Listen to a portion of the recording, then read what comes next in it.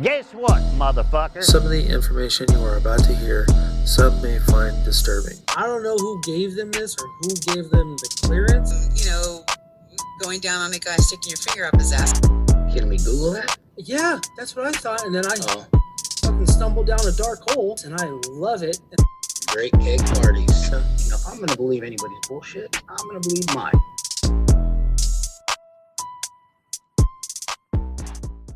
And welcome back to the podcast, everybody.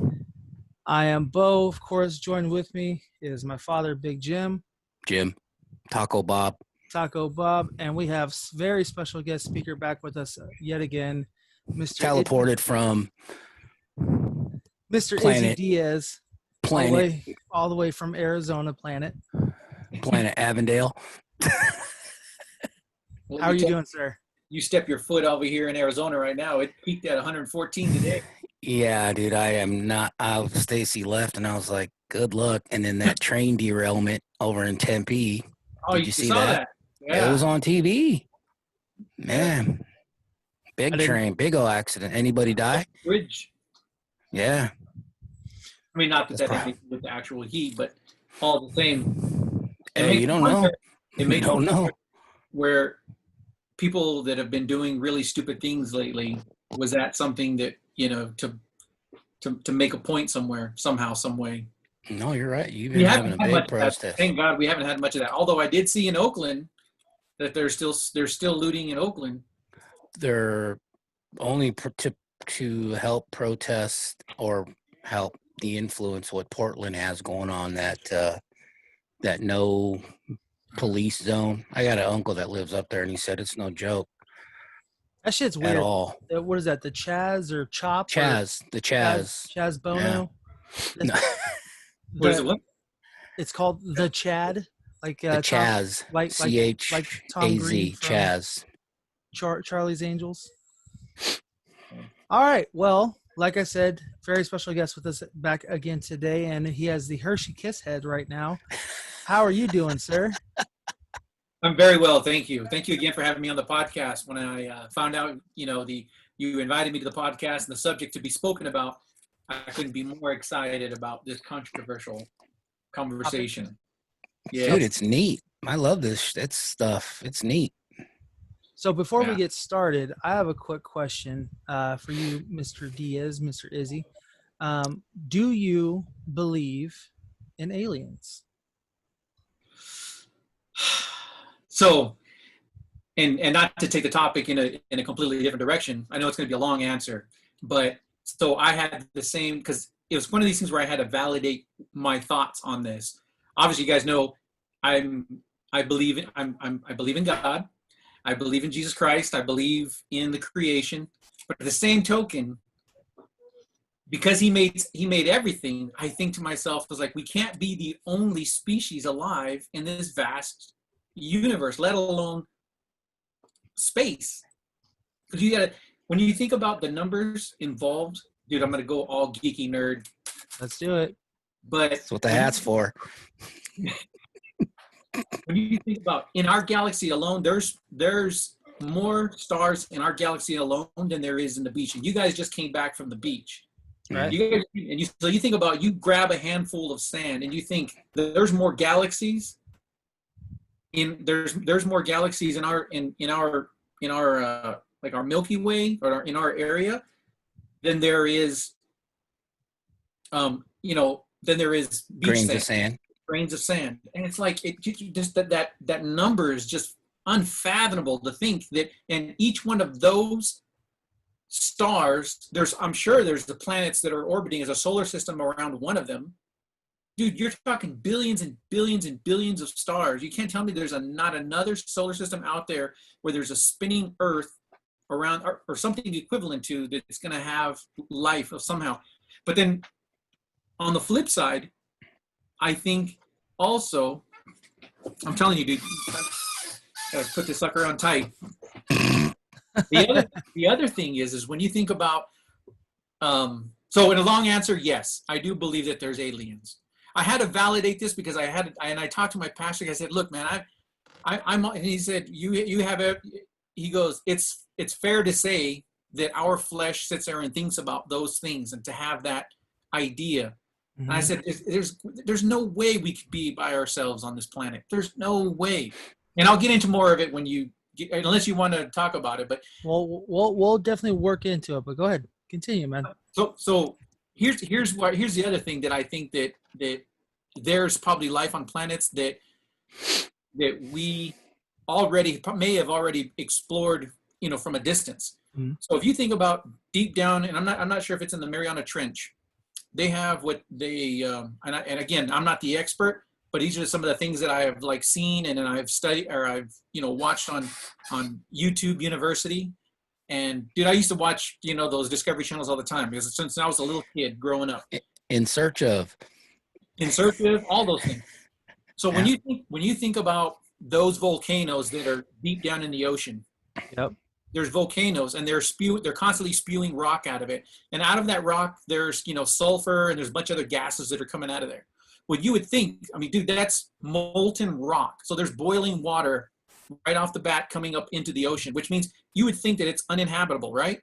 Right. But instead, they've sent those submarines down there, and again, I'm not specifics on which submarine that had gone down, that traversed down into the crevice, into the Mariana Trench, and they found living crustaceans feeding off of the sulfur, where you would think that on any other animal it would have killed them.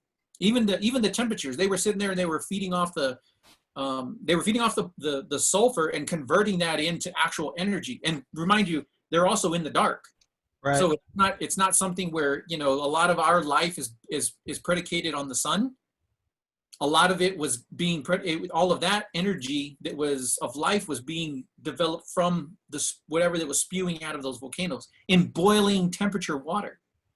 So if you think about that, and you think about if you were to take that same animal and bring them up to our environment, what do you think is going to happen to that thing? It'd die like that, right? Yeah. Right. So breathing just regular oxygen. Right. Oxygen, our temperature, it's used to boiling water. We're like all sitting high and comfy at 75 degrees. That thing can freeze to death. Yeah. Right. So if you think about the environment like that, and if you think about other planets and even other moons that have methane gas, that have for an atmosphere, you've got to think that there's probably life that's breathing, that can convert methane gas to who God knows what that converts to, and they're living fine. They can live in the temperatures and the pressures that are inside some of those planets. Right now, our atmospheric pressure is just enough for we're all cool. We're good. We're good. But if we go someplace else where there's like Neptune that has tons and tons of atmospheric pressure, we'd be crushed just from the atmospheric pressure of air alone and the methane gas. So that's not to say, though, that there's already animals that have, or species or something. We don't know, because we can't even send a probe in there because it's so pressurized. It crushed the last spaceship that we made, that we became aliens. Down in the ocean. No. We sent above. it to a planet. I thought you were saying down in the ocean. No. We sent it to a planet, and it failed because it only went probably, I don't know, it was almost 3,000 feet into the atmosphere, to the point where eventually it just crushed and stopped sending signal. I thought, man, that is incredible. How couldn't they figure out how to decompression it like an airplane? Because of the amount of temperature. You got to think that the pressure, so as you went further into the planet, I want to say it might have either been Saturn or Jupiter. I could be wrong. Again, there's so much. Listen, man, you're the only expert here with that tinfoil hat. So I'm trusting in you right now, okay? Pressure's on, brother. Well, I'm just telling you, with all that being said, dude, there's got to be. Have you guys heard of the tardigrade? No. You guys, none of you have heard of a tardigrade? So a tardigrade. It sounds not politically correct, but I just got that. So a tardigrade is it's a celled organism that they've already found now that it can survive in space. If they actually took it and put it out into the vacuum of space, and it survived negative 200 and 70-something degrees. And what it did is it basically it like dried itself out. And when they brought it back into the space station and rehydrated, it came back to life. What? Yes, it's called the tardigrade. So what is it? Just like a molecule? I mean, a cell? No, it's multicellular. That's the kicker behind this thing. It's not just a single cell. It's not like an amoeba or anything like that. It's literally, it has like, I want to say it was like six, it has like six or eight arms. It has like this, it almost, the face of it almost looks like a mole, like a ground mole. No. Yeah, this thing's real tiny though. I mean, you've got to use like microscopes in order to see this thing. So it's at a And where did they discover that? Yeah, it's been around for a long time. Really? Yeah, wow. I was beside myself when they were talking about it. Jeez. Well, all right. So before we go any further, You asked for it. if no one can tell behind me, this is going to be the topic of conversation. The reason why I asked you if you believe in aliens is because this beam of light seems to be hitting this guy in his chest. And this guy, I thought it was Michael Jackson. actually this guy. Yeah, I just got that.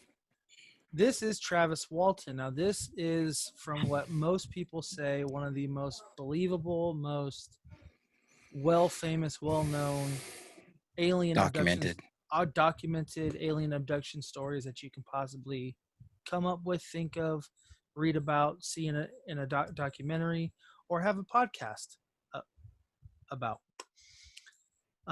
So we are going to be talking about him, and one of the reasons why I wanted to bring you on today is because one, I know you are a believer, or have a sense of believing in something other than us, which I hand up also believe. I mean, I've seen a few unidentified flying objects myself, and that may sound crazy, but I've seen something that I cannot explain.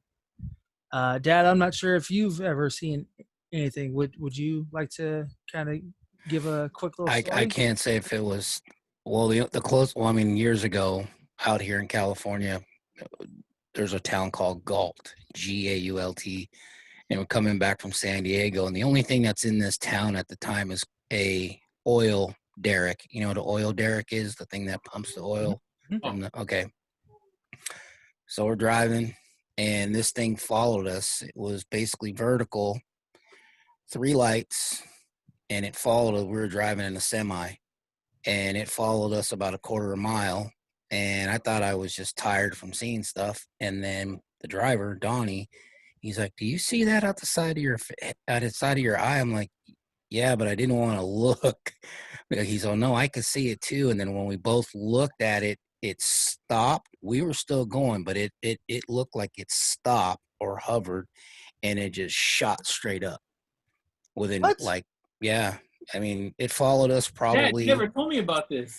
Because I never thought about it. I mean, Jim was a baby when this happened, so about 28 years ago. Holy shit. And then the only other thing that I saw that wasn't alienish, but I didn't know until I lived out there long enough. When I used to work out at Scottsdale home base on 92nd and Scottsdale, when I first moved to Arizona, east of the Scottsdale, there's a couple of military bases and some launching type facilities. Oh, I remember this. I was working overnight, and I just pulled in. It was a 2 a.m. shift, and I walked through the door, and I see this guy. Well, I'm walking in. I'm ready to go in, and door closes behind me, and this guy, he worked with us, but he was paranoid. He was pounding on the glass, and he's like, "Hey, man, open the door, open it." I'm like, I don't have a key, because I didn't have a key. But as I'm looking at him out the door, I see this thing just shoot up in the air.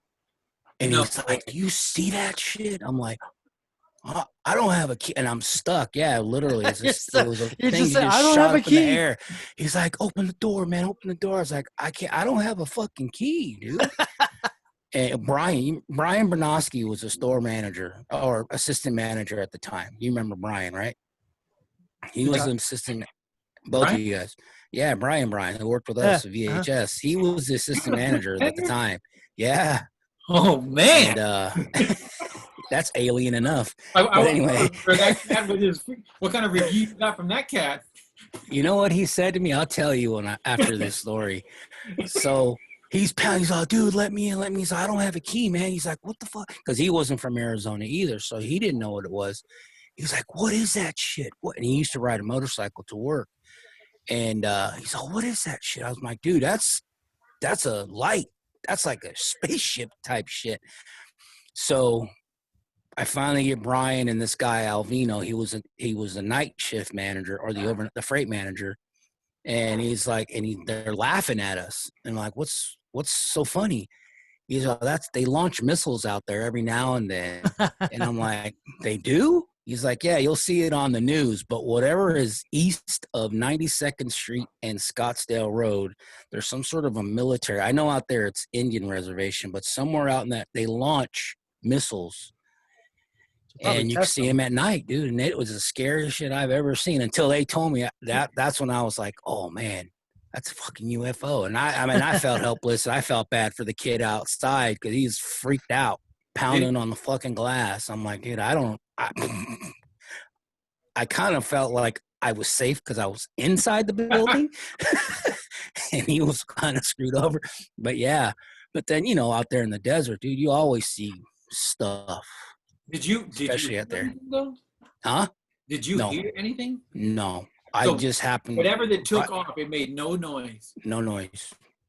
No Are noise. You sure? You like? I'm positive. Dude. I'm positive. When it went up again, until even when they opened the door, it was still ascending, going up, and it was lit up. I mean, just imagine seeing a lighter in the distance, but extremely bright, like hundreds of miles away. And there was like, yeah, that's out there. Somebody said White Sands, the launching facility out there. I was like, that's kind of too far for White Sands. Isn't that New Mexico? Yeah. Yeah. That's why I was like, I ain't that smart, but I know distance, and that ain't White Sands. That's closer than White Sands. Maybe superstitious. I don't know, but they swore it that they shoot them out there all the time. Jesus. Yeah. See, that's where I really feel like, though, that a lot of those test aircraft, a lot of that aircraft, like, it's almost as though the government would want you to believe that there is somewhat that there might be aliens, but they're also testing very very, very sophisticated aircraft. And I'll give you an example. That's the whole conversation. They have to documentary with Bob Lazar. And here's why. Is because if you guys know what the SR-71 is, right? Yeah. The SR-71 Blackbird? Yeah. You remember when it was actually decommissioned? Well, they basically stopped using it? I don't remember. Year? I don't remember the year. No. Okay, so it was roughly around, I want to say that it was in the 1960s is when it was finally it was like exposed in the 1960s. I remember when it was exposed. I remember that. Yeah. When they exposed, people were allowed to know about it. Yeah. So they were doing so. The predecessor, the SR-71 was a predecessor of a U-2 of a different kind of high altitude U-2 spy plane. That's the whole purpose behind that aircraft. Right. Finding each other's secrets. So you got to think, if that aircraft had just been recently, and it might have been in the 1980s that it was actually declassified. I thought it was around the Cold War. Yeah, it was around the 1980s. Yeah. They finally declassified, said, yeah, yes, we do have an SR-71, and yes, but we're not going to tell you how fast it is. We're not going to tell you how high it can really go. Like, it was still under a whole bunch of, we didn't even have the internet yet. And in 1980, they decommissioned the Blackbird.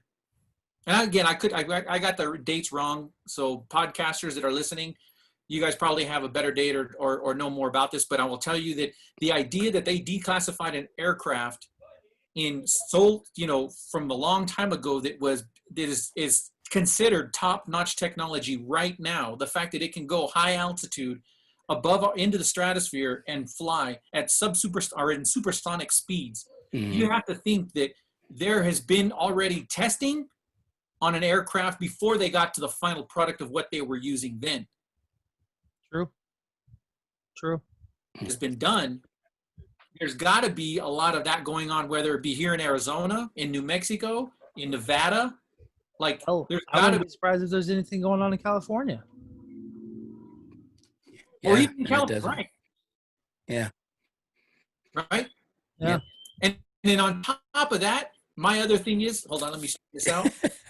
The other thing is why we have blackouts is because that's the easiest way for them to disguise it. To disguise it, to transfer an aircraft, whatever it may be, from one location to another. Think about where those blackouts have happened. It's usually in and around all this Western Hemisphere. Mm-hmm. And that's the easiest way. What's the easiest way to say, oh, hey, we had a blackout? Bull. I call bull. There's no way. We have redundant systems in our electrical grid for us not to, we shouldn't have a blackout. And for as long as sometimes that they do, that they go on. There's so much going on and so much technology involved with our electrical grid. There's no way we should have blackouts the way we do. And that's why I think there's a lot of that where things get transported as easily. And even if you did like, oh my God, I got to send this out to social media. Well, there's no power to the cell system. Well, there's no power for you to go and watch TV or for anybody to do anything about it. I think, honestly, you'd probably be one of the primary people, just based off of everything that you're saying, to be abducted by an alien, because you know way too much shit right now. Like the Matrix? Yeah, just plug him in. Like Neo, he's got the plug in the back. You mean exactly? But I have to agree. Yeah. But seriously, even the look of that aircraft at the time was even. It still looks too advanced in 2020. You know what I mean? So no, I get it. I remember watching a program called the Blue Book Project. Did you hear the dog? Oh, that was you? Okay. Project Blue Book. I thought it was outside. No, it's over here. I thought it sounds more like a dog instead of a little.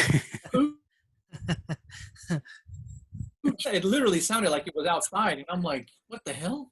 No, he's right. He's in the backyard. But no, that Project Blue Book, it's a series that was on TV, but it was a military, not operation. A conspiracy thing. Yeah, military operation. Oh, God. But I you got to check it out. I don't remember what it was. You got to check it out. And the actual series on TV documents all the cases that were documented. So they basically produced them to show on television, each story, but they discovered the aircraft, I think it was like in the 1950s is when they finally brought it out. And it was a CIA type thing, Central Intelligence, even though Central Intelligence wasn't CIA at the time, it was some other covert name. But yeah, no, I believe it. I believe that we have too many. This even talking about this whole, I know we're talking about aliens, but just the technology that they're expediting right now. For example, this whole COVID-19 stuff. You talk about it, the Mars or the SARS. It took 2-3 years to come up with a vaccine. They're trying to do it within months right now. Yeah. You know, they already have this technology. That movie Outbreak meant something. No, that movie Contagion. That movie meant something. That too, but I'm talking about the way Dustin Hoffman. You haven't? That one's kind of scary. I didn't like it. You want to see? Yeah, if you want to be tripped out and be totally, the government did something with the coronavirus. 100% watch Contagion. I was tripping off. I was tripping about watching the movie until my mom said something, and then I watched it, and I was like, "This is way too close to home." Yeah, is it on Netflix? Yeah, it is actually. It's a Netflix premiere. I think it's on Amazon too. Oh, okay. Back to the alien. No, humans are. No. I know humans are very creative. I mean, we know someone who's extremely creative that we're talking to right now. But can you imagine the stuff he's getting these ideas from somewhere. Can you imagine the people thousands of years ago who got the same idea? And they don't even have internet. They didn't even have communication. They didn't even have communication at all other than, walking across the country to communicate. Smoke signal. Yeah, exactly. They've seen these ideas came from somewhere, and people were just, making stories out of it. Man, Writing books.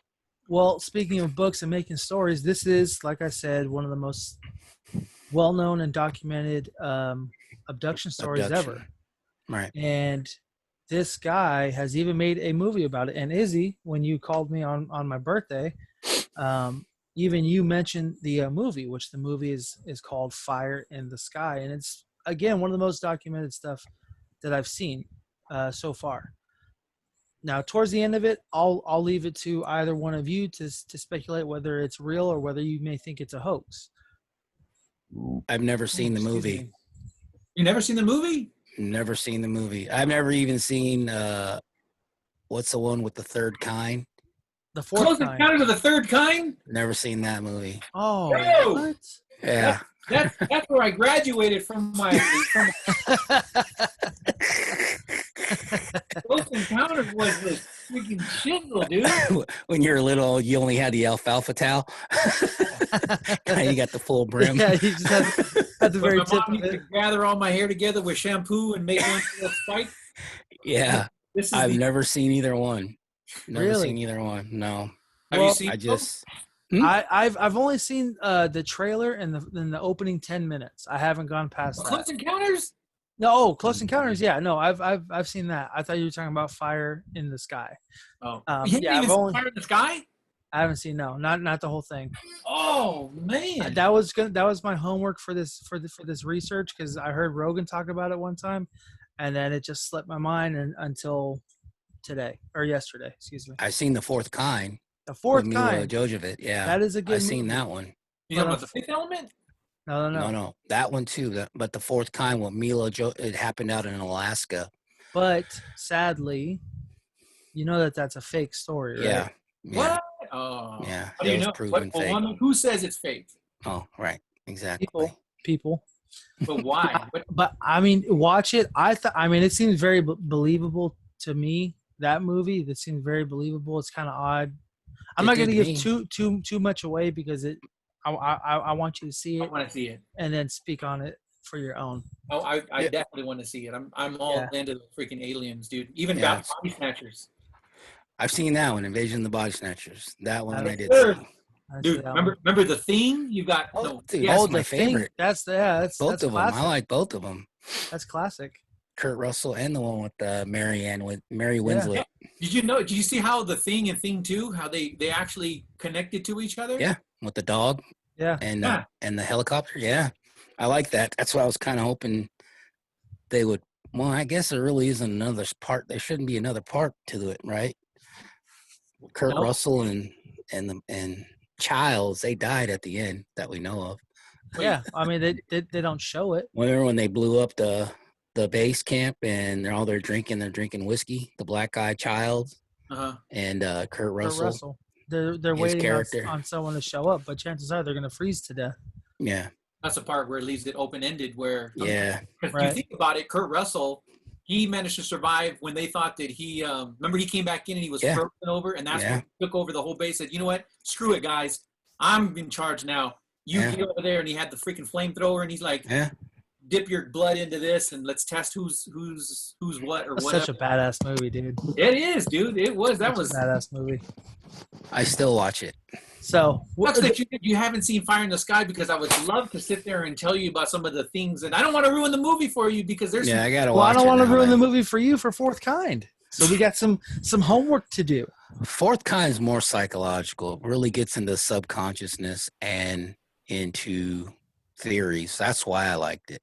It was So, believable to me. Speaking of theory, if you think about going back to some of the technology that we were speaking about, so I know that I had said some really outlandish things when it comes to the technology moving, crafts from state to state, so Yeah, that yeah. the next scientists can go and basically work on it. Just like how, and I know that you guys have probably seen, the Bob Lazar. He said, "Hey, look, scientists are brought in all the time to come in and like, hey, we just don't know what to do anymore. We're right here, and we don't know how to get over that plateau of what we can do with the spacecraft. So they bring in another scientist to look at and analyze what they've been working on and say, oh, it's this. And that's how Bob Lazar ended up getting into the position that he was, because there was a scientist before him that they booted out just because there was nothing going on. And that this research that they had done at S4, not Area 51, but S4, where Bob Lazar was at, that the research there, nothing had been done for like 20 years. There had been, I want to say it was 20 years, but it might have been even longer than that. But there was no research that was done. Nothing really, not that they weren't doing any research, but they couldn't break past anything else after that. Well, no. Well, what he was explaining too was that that as a scientist, doesn't matter what kind of science degree or whatever it is that you have, you need to be able to collaborate with other scientists to get that answer.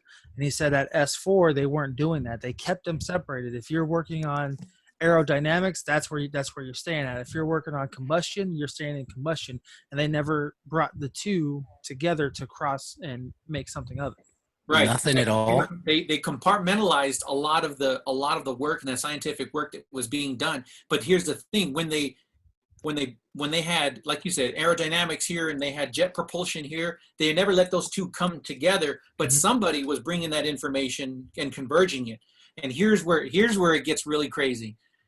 I believe the ones that are taking that information and creating something from it is the black corporate America.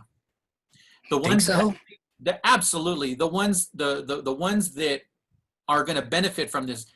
So you got to think the Skunk Works, you got to think Boeing, you got to think about all those other underground, a lot of those businesses that actually have black businesses that are not necessarily, they're not in the stock market. They're not something where it's readily available for the public to see. I get what you're saying now. I was getting confused when you said black businesses. I'm thinking something else. No. We're in our Yeah. My bad.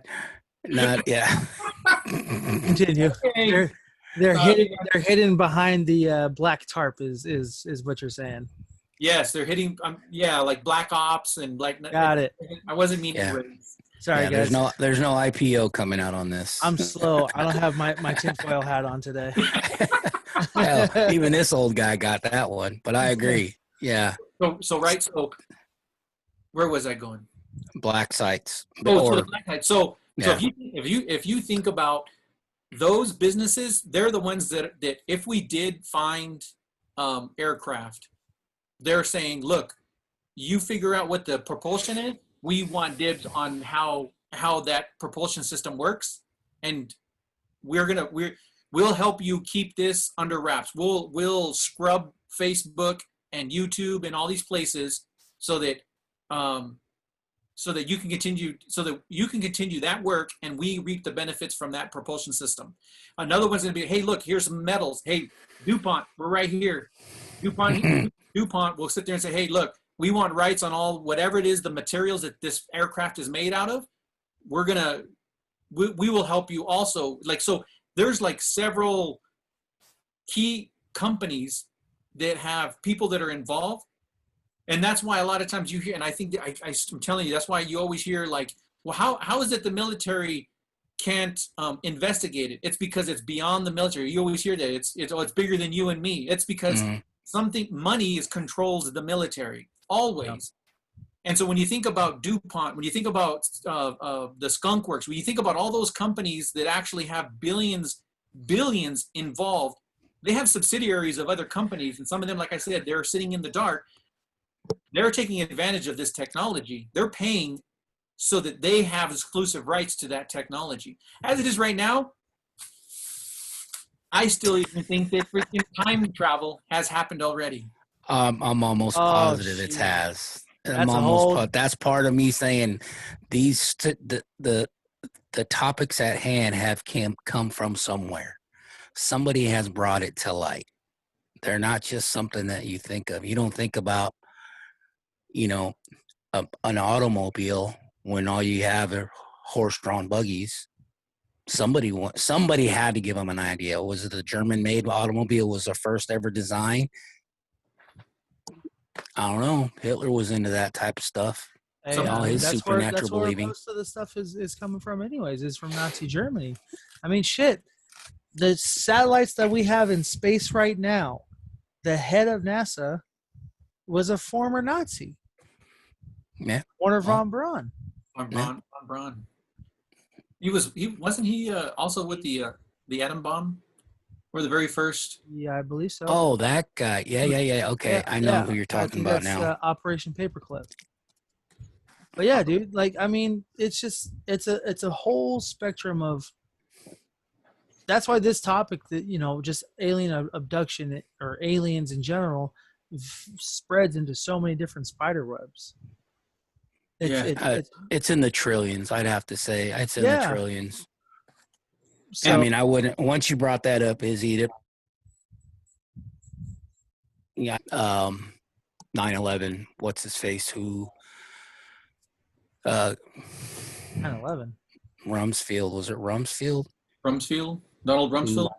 Who gained like $200 trillion out of one of the facilities in one of the towers? That was part that, huh?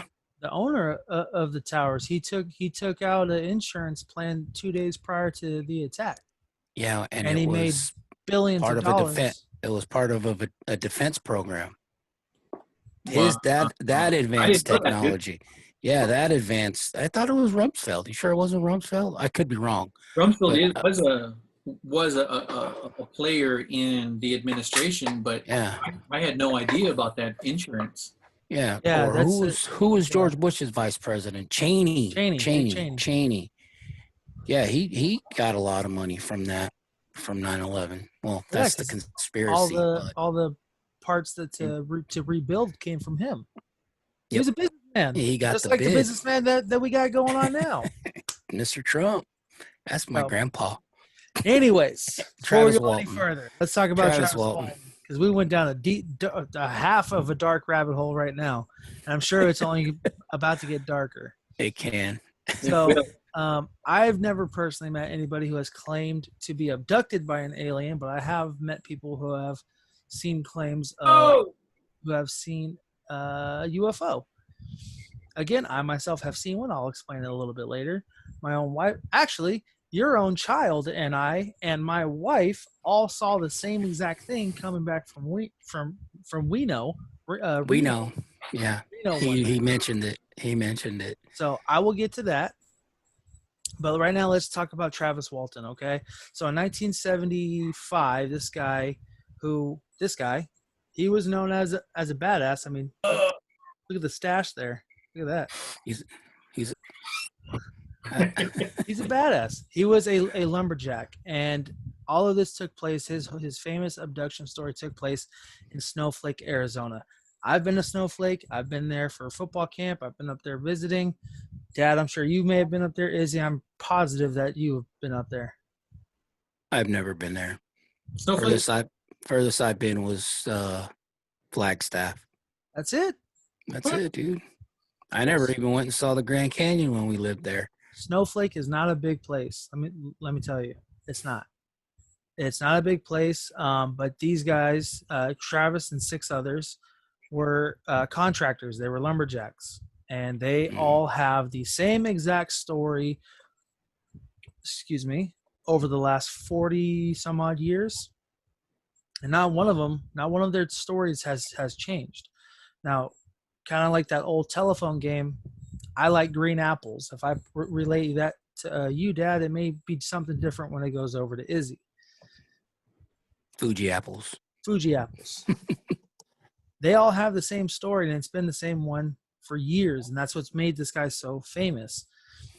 Now, the people that were involved was obviously Travis Walton. Michael Rogers was the supervisor of this entire story.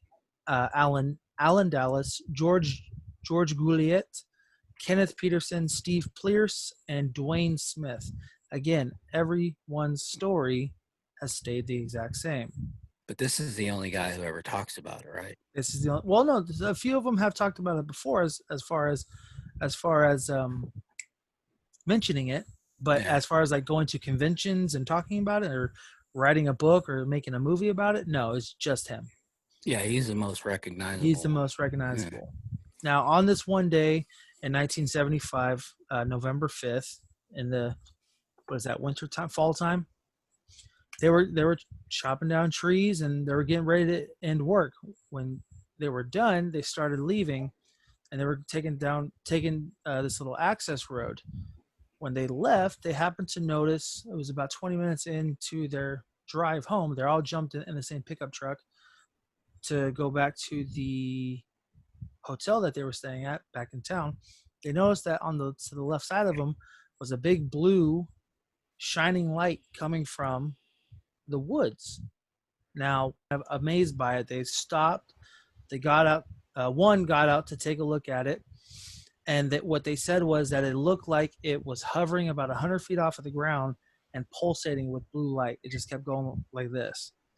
Finally, when the gentleman who walked out, which ended up being Travis Walton, got hit in the chest with the blue light coming from the actual craft, they said that the craft started to spin just prior to him showing up, and then it shot out some blue light and knocked him back 20 feet. The guys who already were like telling him, do not go out there, come back, stay the hell away from this thing, blasted him, and then they took off without him because they thought he died. They thought he got hit with some crazy ray. And back in 1975, I'm assuming, they didn't have very much when it came to internet or anything like that. So a lot of their imagination was based off of radio or books or even movies. So they think something was happening and they think this guy's dead. So they just leave him. Finally, it is fucked up, but they're all freaked out about it. Now they get back to town and they call 911 and they're like, hey, we need you guys to come out here. Our friend just got hit by whatever this thing is. We need you out here. The 6 men all eventually get interviewed when the police get there separately, as they're supposed to make sure each story, what's the word, cooperates with one another. Each person with minor details that, obviously, oh, it's this huge light. Oh, it's this one stream light that just hit them. Minor details, but every story was the same. Every single one. Not one of them diverted from one story. It was all the same story. We saw Travis step out of the truck. Travis got hit by a blue light that was floating in the air about 100 feet, and this thing started spinning, and then we took off like bats out of hell.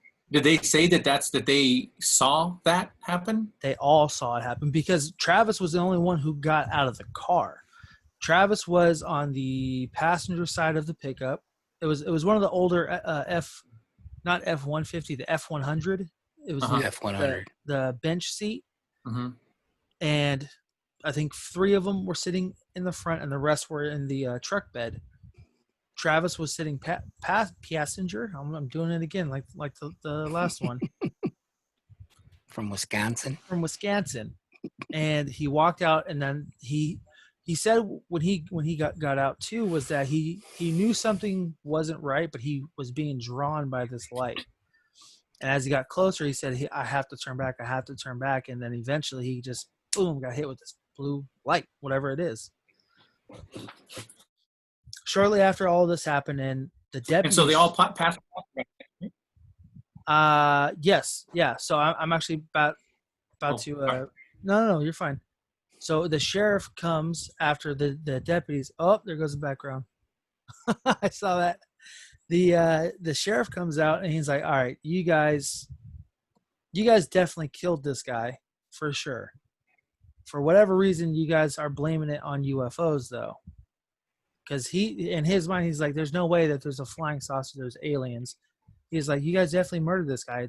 It's 6 against 1. You murdered him, probably buried him out somewhere in the woods, and we're eventually going to find him.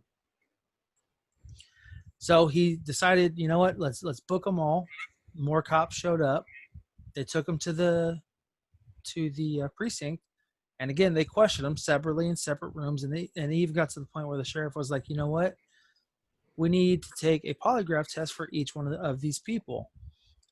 They all passed the polygraph test. Now, again, minor details that were either fabricated or fluffed up to make it sound better or more exaggerated, but everything was the same.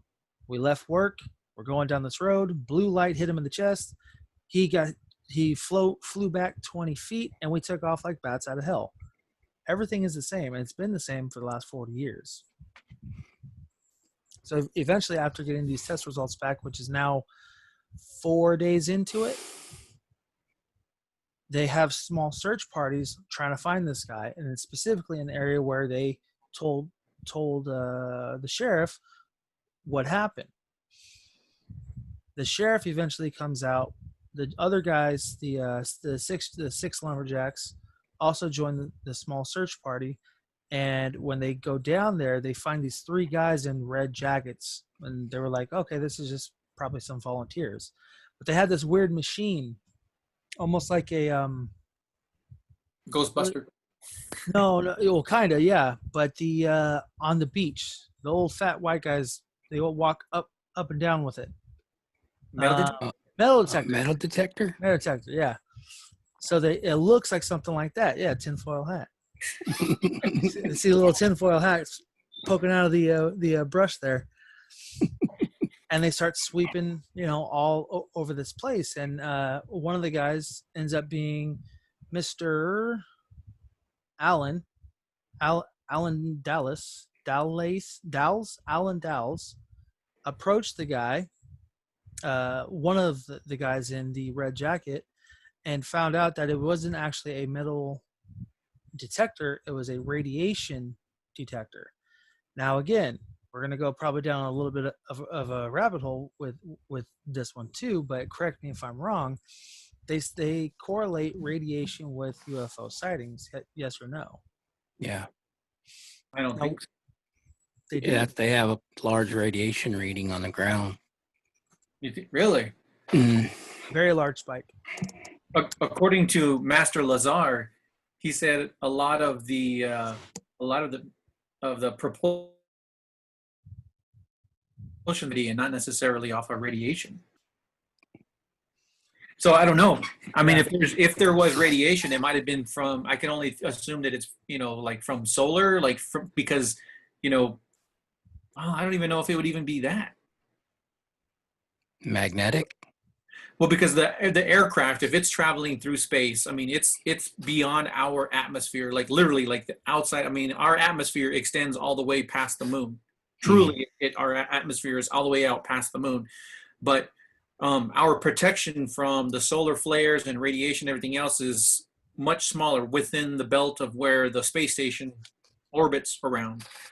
So trillions of light years around wherever that it's going, at some point, I would think that maybe it did absorb some of that subatomic energy like that. And then when it comes to some place like this, maybe it has some that leaches out, but I don't know if the radiation is a result of propulsion system.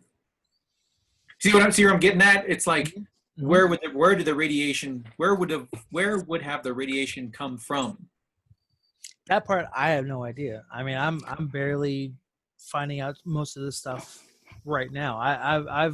I've only heard about Bob Lazar since he came on to Rogan's podcast, and then I saw the documentary, and it just blew my mind completely. So, but aren't Geiger counters meant to detect radiation, or is it just to detect friction of some sort, some sort of energy force? It's supposed to. Those things are no. They're the Geiger counter is supposed to detect the decay of a specific metal, of specific metals, and more specifically, they're tuned to like plutonium or anything that like those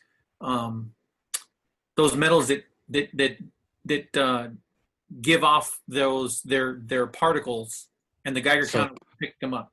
So matter that is broken down. Some sort of a matter that is broken down. Some kind of metal that leaches out energy, and again, I know that I'm really busting this up because I'm not a scientist, but I know that it's the metal that's why you get radiation burns, is because it's releasing this energy. And I'm not sure if it's protons or neutrons or any of those things. Again, I'm not the scientist, but I know that it releases some kind of energy, and that energy actually interacts with, you've got people who are walking around in those white suits, is because radiation will leach onto organic items, and it gets into the cells of the organic items. If there's like wood or metal, it still attaches to the metal, but it's at the subatomic level. But it starts to change the makeup of that metal, and it starts to radiate it. So then it'll something that's been irradiated, is because if you grab it, now it jumps to the flesh, and now you're I don't know, infected, whatever you call it, you're poison.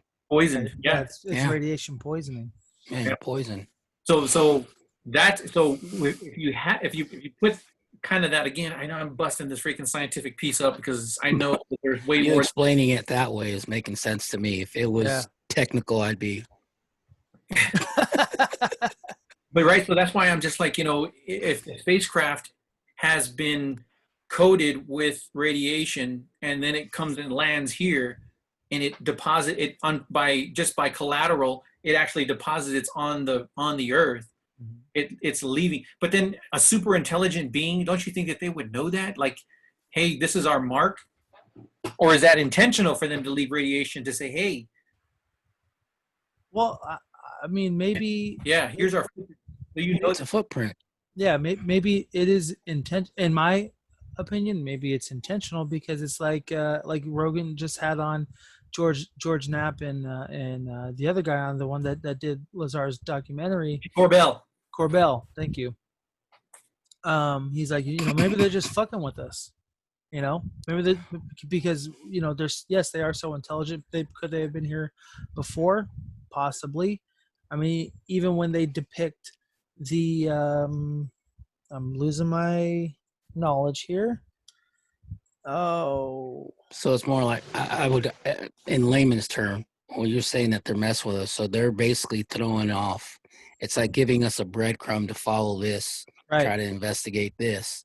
But when the way you're explaining the vessel coming from light years away, and what you were talking about, this little organic matter that reanimated itself.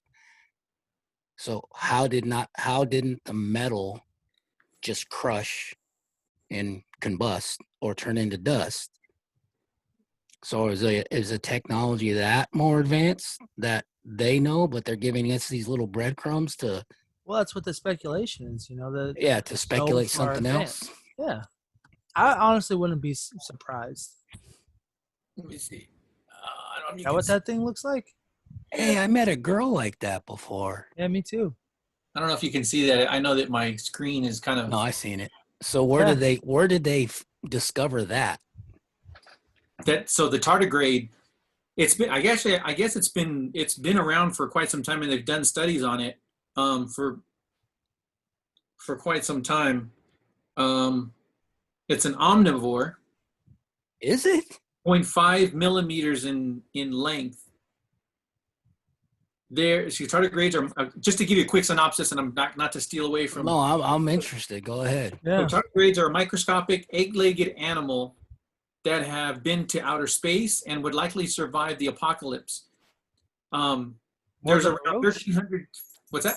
More than a roach? Yep. Around 1,300 species of tardigrades are found worldwide.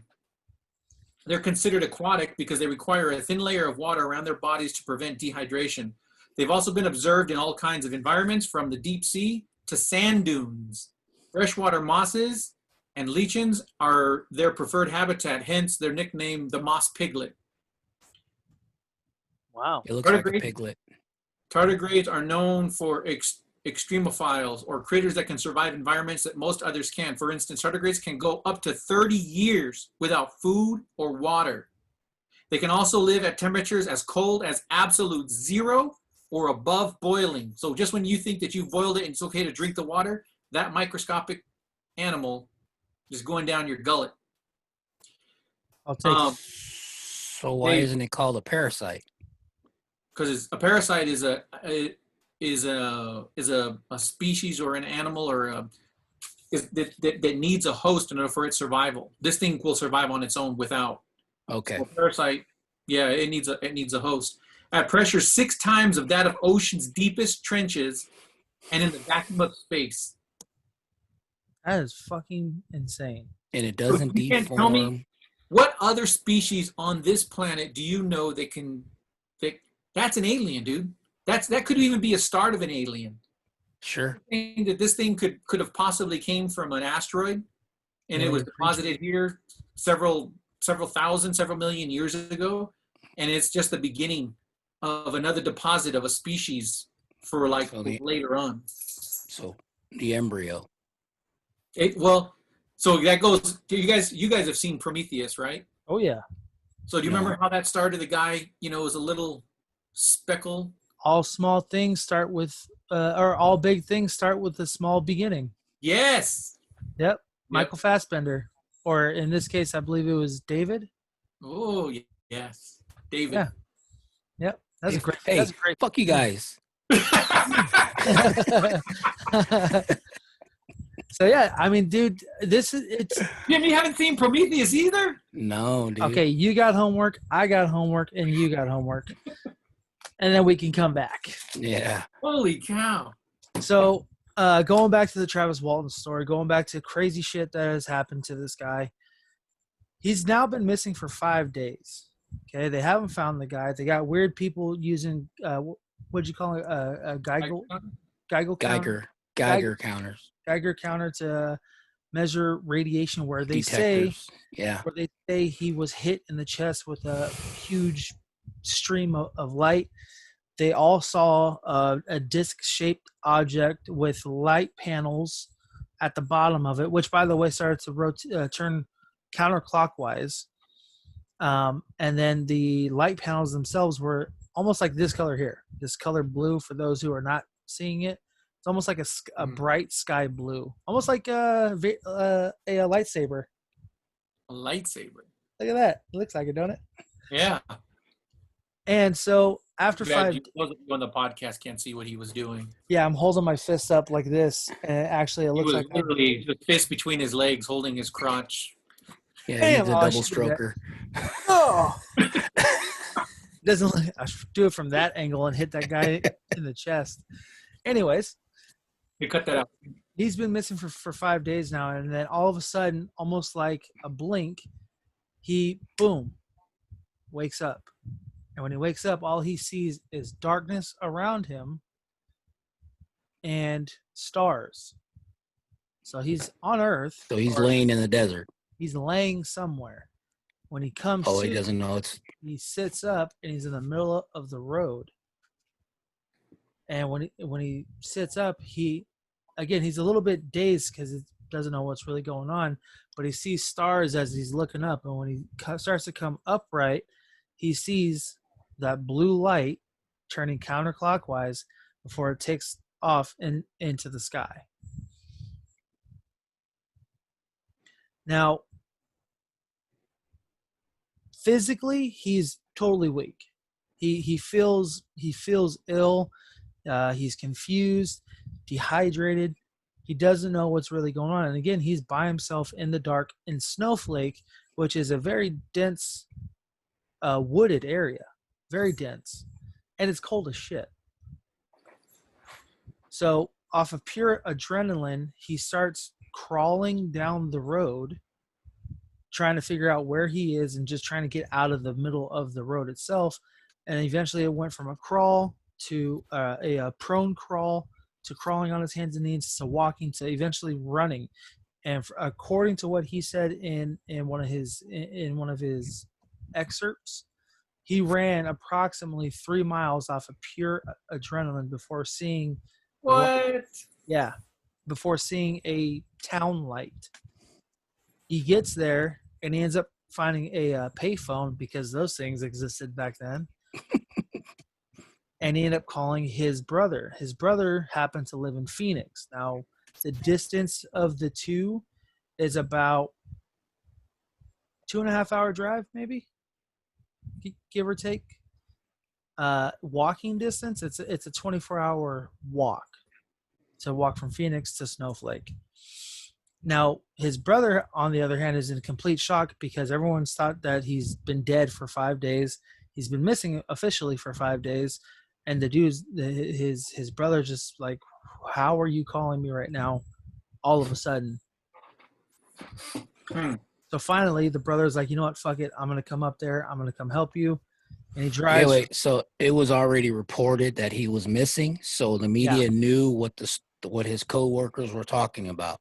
So it was already exposed. In Snowflake. In Snowflake only is It was local news. Local news. It wasn't national news. Not yet. Okay. It was local news when they said, hey, you know, our colleague's been missing now for the past 4 days, I believe is what they said.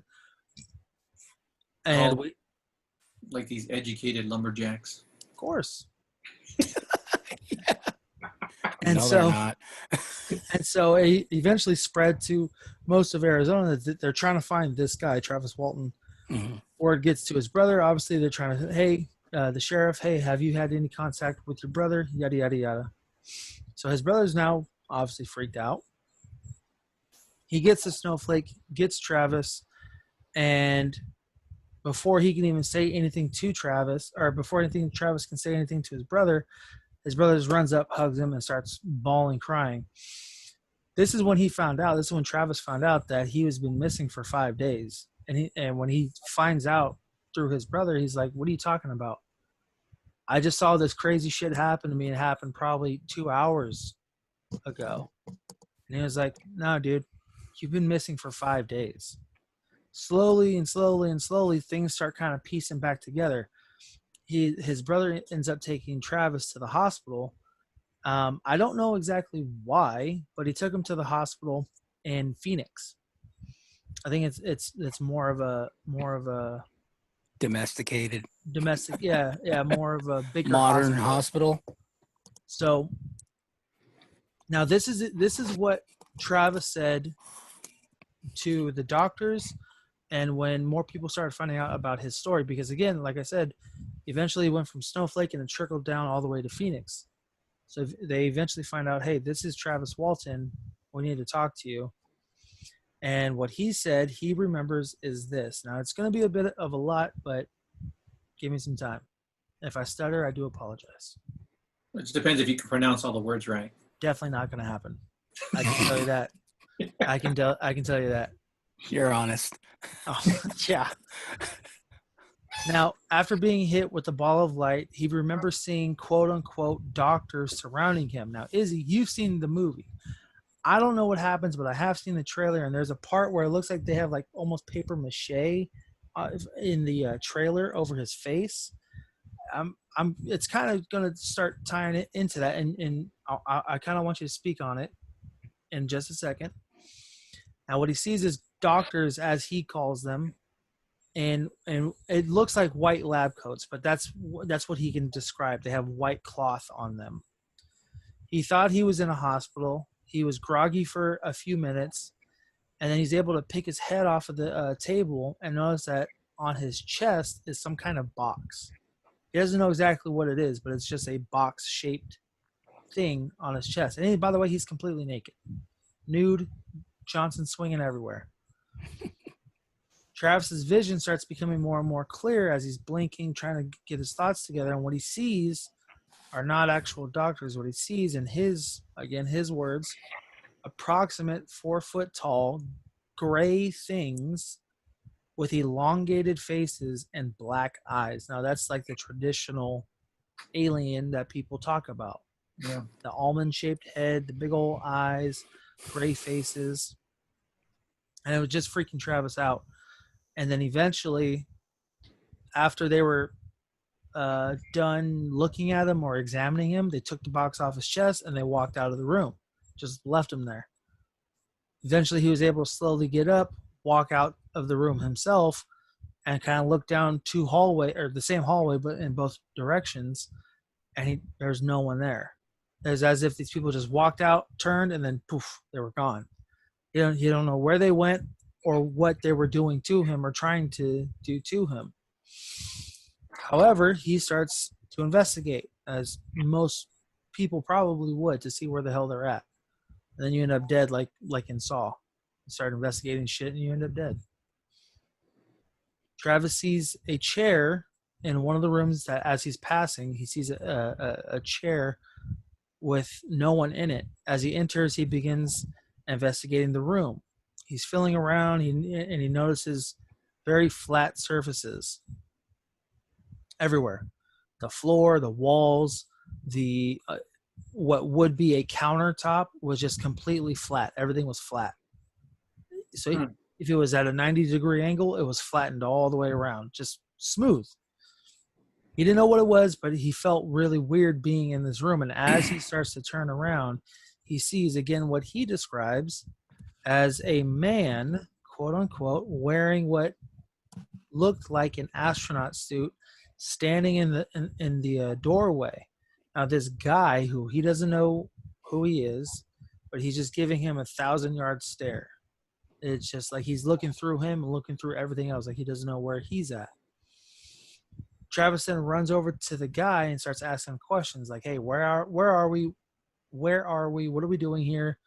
Where did you come from? Where are we at?" And the guy didn't say anything. He just stared at him the entire time. So it was another human being. It's another human being. Or at least at least what he claimed to see was a human being. Inside, as the guy then gave a 1,000-yard stare, fixed his eyes onto Travis, and started put his hand on his chest and started pushing him back into the room. From here, 3 more beings kind of came around him. 3 more people with astronaut suits, 3 more things, and grabbed 2 of them, grabbed his arms, and then another one shoved a gas mask into his face. And then that's when he woke up and he was outside. Now, all of this has, again, been brought into and told into a story. It's been told into a movie. That's all that he can remember. That's all that he can be said. Now, I haven't read his book. I haven't read or seen the movie, excuse me. But it's what really intrigues me about this specific story and aliens in general is that the story didn't change, right? Your story, Dad, probably hasn't changed from if you were to talk to the other guy today, he'd probably say the exact same thing that you saw, right? Yeah. My experience, and I'll get to that in just a few moments, but my experience hasn't changed. I can ask your son right now. I can go downstairs and ask my wife. Izzy, I don't know if you've had an actual experience yourself, but I'm sure if somebody was with you, the story wouldn't change. And this one, the only difference with any of the story that I've seen, had 6 other people, and their stories have been the exact same for 40 years. And I believe that's I believe that. Let me ask you this. There you go. So let me ask you this: if and when, this is probably going to be talking on the 2 sides of my face, but so if you're telling a story, let me rewind. How is it that a lot of the stories in like the Cherokee, the Comanche, and all those, how do they learn about their history? It's told to them. It's told to them, right? So how many times? Passed down. Told to them, or it's depicted in some way, shape, or form. He said it. He said it. It's passed down. So the more you tell a story, the more it solidifies your culture. It solidifies who you are and what your being is. Do you think, and then I'm going to even pose this even all the way to Bob Lazar, how they've said for the last 20, 30 years, Bob Lazar has spoken of the same story. Do you think that the more you speak about it, the more you have conversation about it, solidifies it as a permanent memory, even though that what you saw may not be exactly what it was that you had seen? Of course. So given that premise, if this guy has had spoken about his ordeal and now has profited off of it, by him recanting or reciting everything that he had been talking about over and over and over again, you think that may have just heard a weird alien? Got an alien behind you, bud. Could be the FBI. I'm already disclosing all kinds of information. They're coming. They're knocking at your door. Knocking at my door. Don't you talk about time travel. That's proprietary information. No, you got portals out there in Arizona, homie. Dude, I think and the thing is, whoa! Oh, sorry. For those of you who are on the podcast right now, he just stood up to show his obliques. No, I had a massive wedgie. I thought this was the moment where we kind of stand up and kind of show our. Well, here's the thing. Our pretend six packs. I put it on speaker mode, so no one heard me get up, but they definitely saw you get up.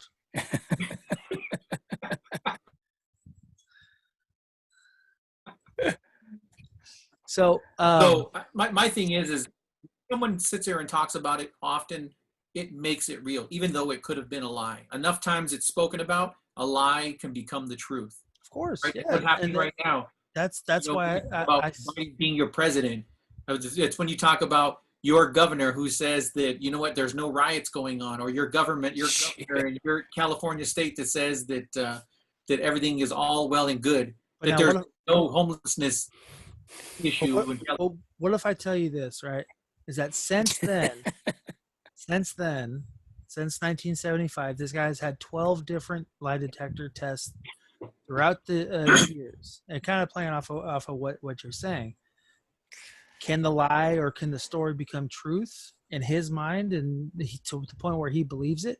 Because in those 12 lie detector or polygraph tests, he's passed every single one of them. Of everything that they've asked him. Were you abducted by an alien? Did this happen to you? Were you hit in the chest? Whatever you want to say. He's passed every one of them. So now my question to you is, do you believe this is an actual... A lot of people are embellished. But do you believe this is an actual story of truth, or is it some kind of hoax between 7 men who the other 6 aren't profiting? Only this guy is. So you're saying he could be a con man? Could he, or was it something real? Was it something extraterrestrial? Now I sound like the guy from Ancient Aliens. Is it that guy with a big old quaff on his? Yeah. Papadopoulos or whatever the hell his name is. I mean, I don't know, dude. Giorgio. Giorgio. It's an interesting story, but it's hard to believe to me. Because it's so detailed, that's what makes it so hard to believe. And we're not the only country that's had extraterrestrial or unidentifiable interactions with just having some kind of interaction, whether it be a light or something. Hey, it was there and it numbed my ears. I couldn't hear anything. I felt vibration, but I couldn't hear. But I saw what I saw, and it was bright lights, and it was, just like you said, it was blue, and it was all these things. Like the stories from country to country all sound the same. It's century to century. I mean, look at the stuff that's on hieroglyphics. Yeah. You know, True. You know, it's like you're saying, the story is being passed down. Well, there's some things that are stuck in stone. And you got paintings. You talk about the paintings that Michelangelo's done, and they're depicted a little starships in spaceships. Yeah. So I mean, it's come from somewhere. I mean, these guys, we think of them as, you know, they're geniuses or true artists, or obviously they're famous people for one tale or another. Yeah. But it's spoken from 2,000 to 3,000 years ago. Our planet's 56 billion years old or something like that, right? Did the Neanderthals see anything? I don't know. I've never. Do they have any depiction of anything like this? You there, Jim? Can't hear you, Jim. Your mic. Sorry, can you hear me now? Can't hear you. Let me tune you in. Sorry about that. I pushed my mic button off. Sorry about that.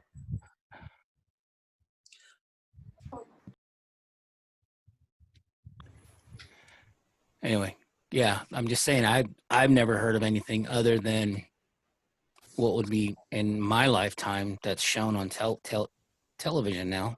The hieroglyphics, the artwork, and all stuff like that. To pose that same question off of that, or to piggyback off that same question, do you think that there was a civilization, because our planet, like, do you think that there was another civilization,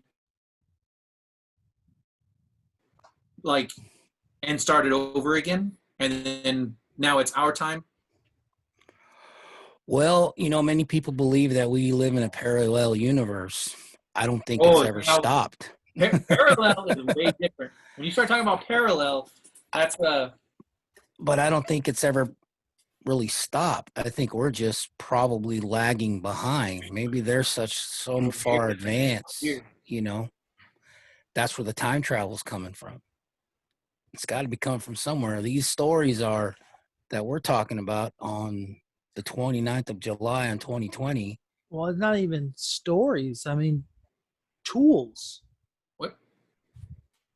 Well, I'm just referring to stories. What we're talking about, it's a reoccurring conversation that's passed from decades to centuries to, right, but turn of the century. But it's not just stories themselves of, I saw these creatures, I saw this flying object. It's tools themselves. Because even in Egypt, they're what looks like huge pits where a diamond cutter would be, because again, kind of going into creating things and tools, they don't know how the freaking pyramids got there with such precision, based off, if you look at it from space, the precision that they were able to do and situate all three of the at least three of those pyramids, but there's more pyramids around the globe. Yeah, not even pyramids. There's even what's the word? The big thing that's in DC. The needle. Was it? Obelisk? Yes. Even those. How did those get there? How were they even put together to be so high? Well, that's just like how people have the speculation that all what we see above ground doesn't mean it's not depicted under the sea. The civilization under the sea. I mean, a lot of people believe that off the coast of Malibu or LA, there's a big crevice or some sort of the way they depict it, it looks like a docking area. I don't know if you guys ever seen it. It's off of Malibu. It's in the California coast, and they actually have a satellite picture of it, and it looks like a docking station that's just below the ocean tide. That's not including the pyramids that they say that they discovered. But again, they can't go down far enough. They can just have what's depicted at the top visions of what's below sea. Wow, I didn't hear about that. Yeah. A lot of people are starting to think that alien life is below sea. Nobody's ever truly investigated or can investigate what's below the sea bottom. Look at when that pipeline broke. They had to bring in that guy who made Avatar to try to cap off that pipeline. Oh, yeah, James Cameron. Yeah. But even that's crazy. Like, you're going to bring in a director for this? Yeah, where did he get his creativity? Where did he get the knowledge for the military, to the government, to get a civilian to come in and cap off this pipeline? It was our Earth's fossil fuel that was leaking. I don't remember how it broke. Do you remember how it broke? The pipeline that was in the Gulf of Mexico? Yeah. And that James Cameron had to come and they called him to come and figure it out how to cap it. Was it that, or was it just so that he was skilled in the submersibles to be able to navigate? But they called in a couple other people to go and put some kind of device and. Right. put the shut-off valve on the thing. Right, but we have the Army Corps of Engineers, and then we have all these guys like Elon Musk. That's just an example.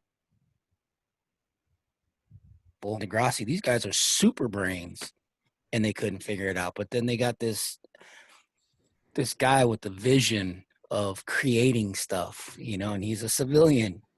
But I don't even know if they even capped it off. But my point is, we haven't even gone to the depths of the ocean and discovered what's down there.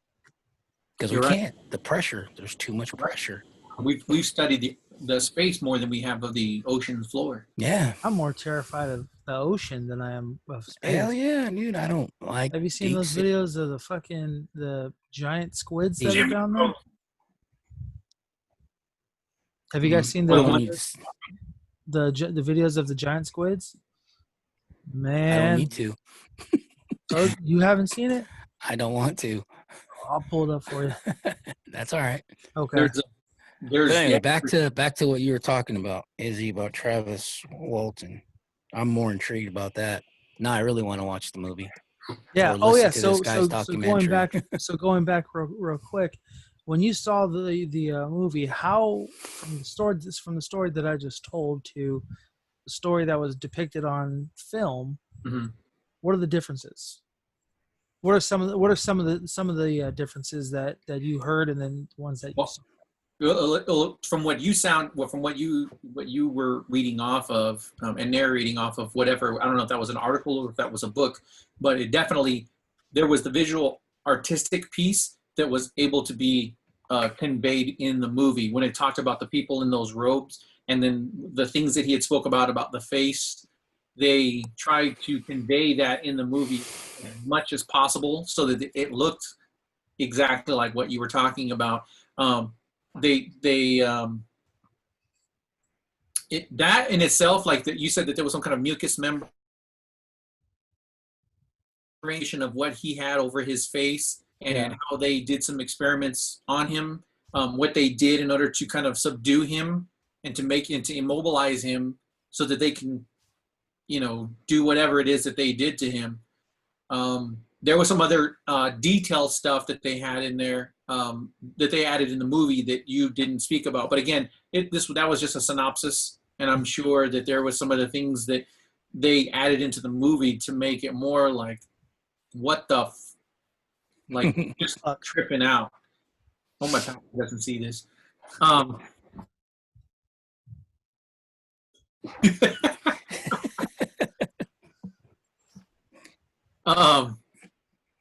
No, and so that in itself is just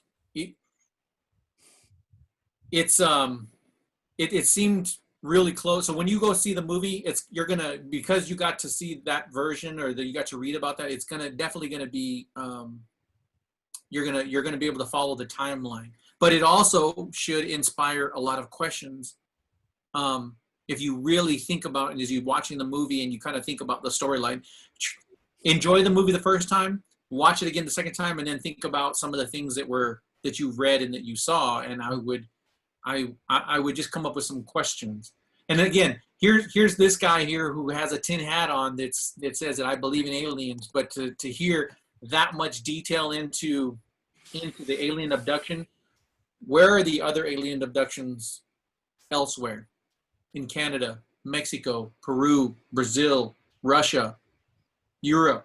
Yeah. I mean, just the people coming forward. Right. Yeah.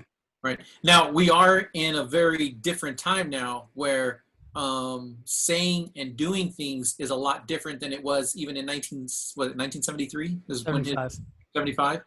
So things are different now. People are coming forward with their sexual orientation where it was taboo if you were to sit there and talk about that in 1975. Mm-hmm. Now you can come and step forward and say, you could say what's more of what's on your mind. Thank you to the California Democrats. I'm just playing. It's true. It's true. And you're no longer really chastised in you feel that you want to convey to somebody. Yeah. Unless you're Republican. So yeah, they're really fucked. Just kind of poke at my California friends here. By all Hey, means. I voted for Ross Perot. You're on the ballot, man. Very true. He did make the ballot. He did make the ballot. Kanye West. Oh man, Are you gonna I don't even want to talk about any of that. that dude is on another one. I think he's alien. Just when we thought we had an ally in the entertainment industry, he comes out with that one. It was like, That's it. we gotta go hang that one back up. Like, dang it. Lost the black vote. Yeah, the Kardashians trying to lock him up.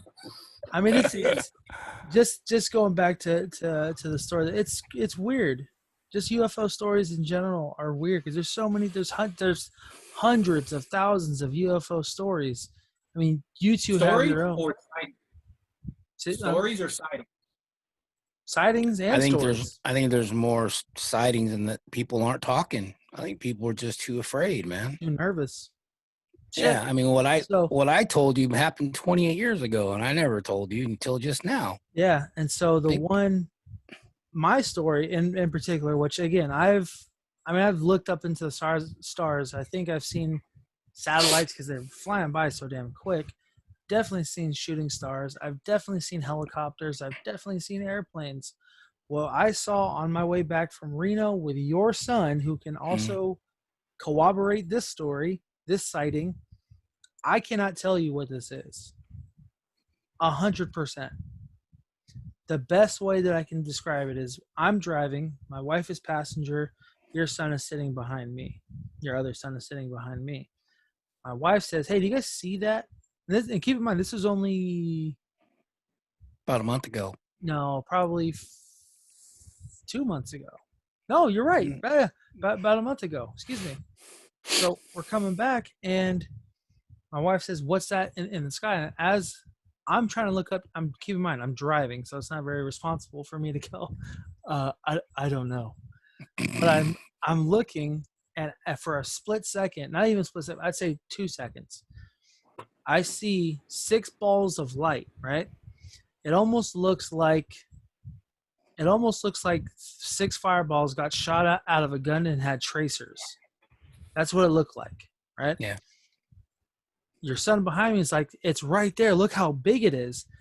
That's when I'm looking, and it is big. There's 6 balls all coming together, or all separate, excuse me, with tracer tails, and then it literally comes together like this, and it makes one solid line, and then splits again, and then dims out. And by this time, it's going over one of the over one of the Tahoe Mountains. Wow. Now, the only thing it fell down, it went vertical. It was vertical, like literally. Like if you're looking at the screen, and my hand is going like this, it went from this, came back together, and then kept going. Whoa! Did you hear anything? Well, no, because we're driving 65, 70 miles an hour. So even if we were to roll something down, it'd just be wind. Yeah, all I heard was wind. We were in a semi truck, a Peterbilt 18-wheel semi truck, and he rolled the window down, and all you hear the wind from Highway 5. Yep. I just seen the lights. It's weird. Knowing what you know now, and I guess it's a question to pose to you. Knowing what you know now, would you stop to get a better look? Absolutely. Or would you keep on driving or hurry, or would you just like, If it was me by myself, would you go over on the freeway then next time?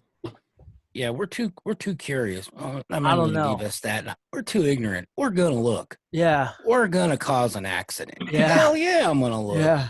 As soon Hell as yeah. And that's what freaked me out the most is so. Anytime you see an airplane, right, when they're flying in, and let's say it's nighttime, which at this time it was nighttime. It was dark. I mean, pitch black outside, minus the headlights. And when you see it, yours was during the daytime, right? No, it was night. It was about midnight. Oh shit! I thought it was during the day. No, it was about midnight. So when you see an airplane coming through clouds, they have headlights. Airplanes have headlights.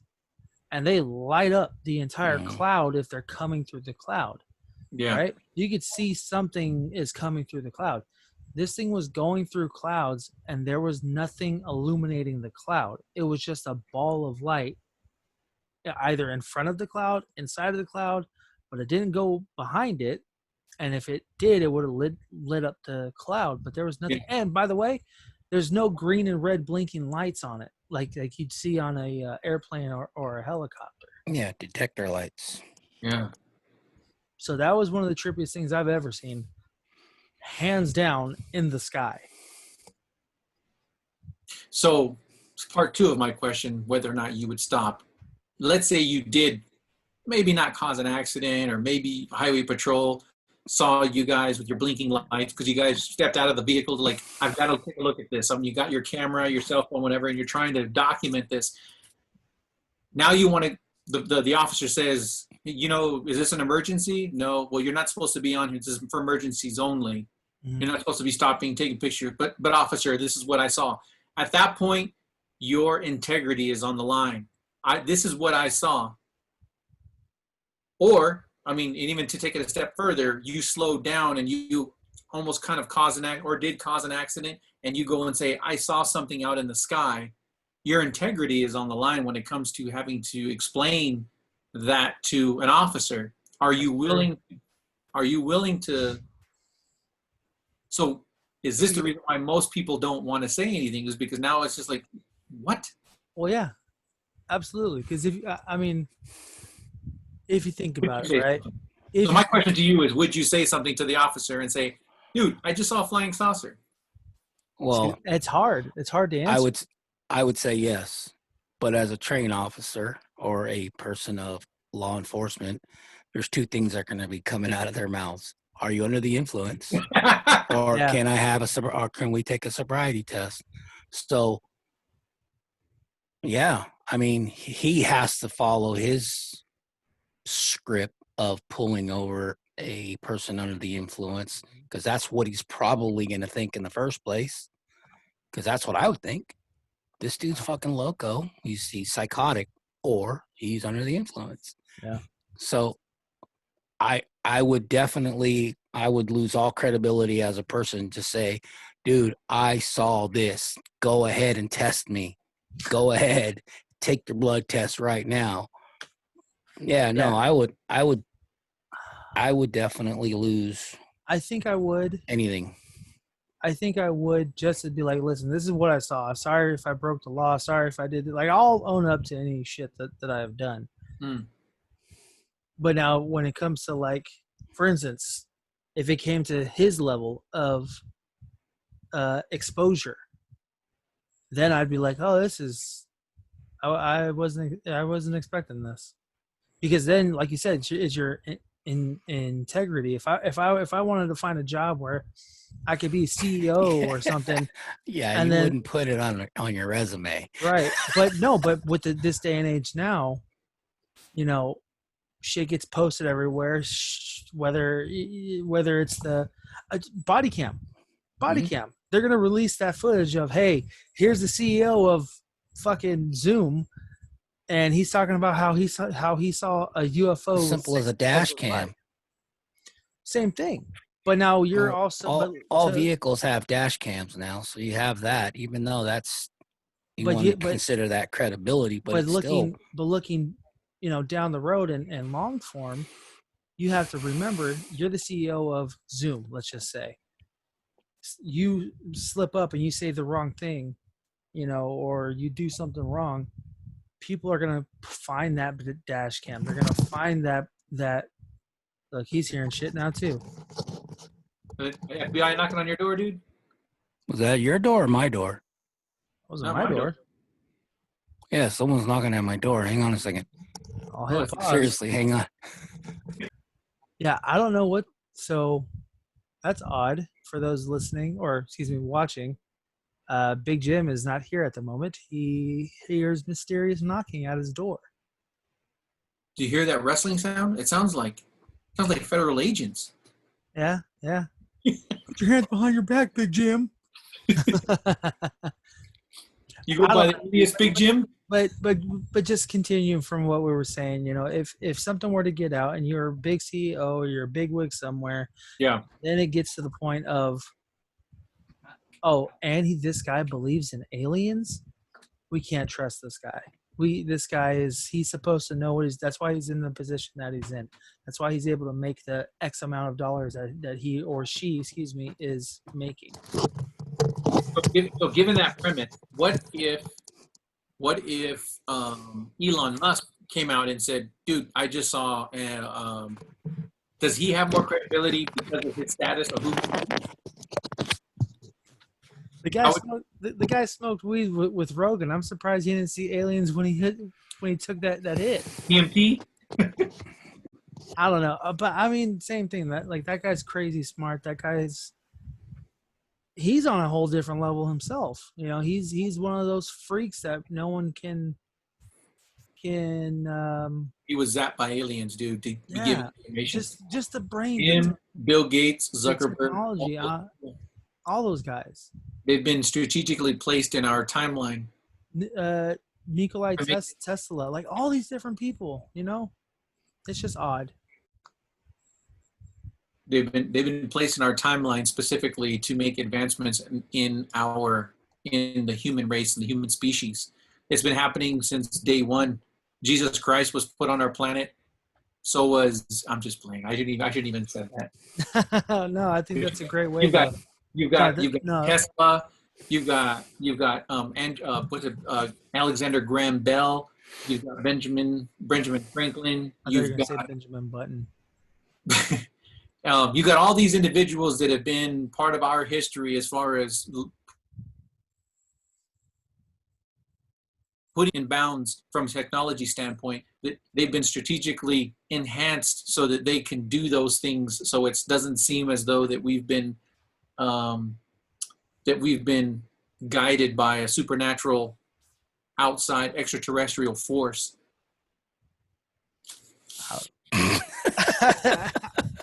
I think that's a great way to end the episode. Well, with that, thank you very much, Izzy, for being here. Yeah. I really appreciate it. This is going to be a very interesting episode.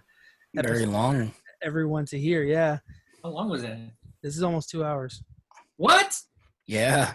I gotta take this thing off. Holy shit. It worked. It worked. Yeah. I mean, there was some minor interferences though with this conversation, so I don't know if that was extraterrestrial or if it's my fucked up Wi-Fi. So yeah. Well, Izzy, thank you very much. Before we go, is there anything that you would like to promote? Anything that you would like to put out there? Hey, Ideas Media, we can go statewide if need be. I know the COVID makes it really difficult, but if you're a small business looking to do commercials, I specialize in doing 15, 30-second commercials, and for you small businesses is where my focus is at.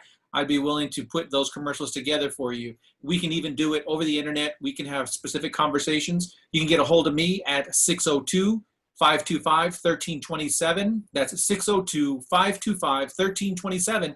Again, I specialize in small business, so that means that my fees are not the big fees like you would typically get from most of the creators. Thank you very much, man. Appreciate it. And cannot wait to have you back on. Did I tell him? He's always laughing. No, I'm not. I'm just listening. I'm not laughing at you. His phone number. That's a business phone. Oh, is it? Yes. Okay, it is. Yeah, right. Thank you, Izzy. Thank you. Thank you. Appreciate it. Talk to you later, man. Okay. All right, brother. Peace. Be safe.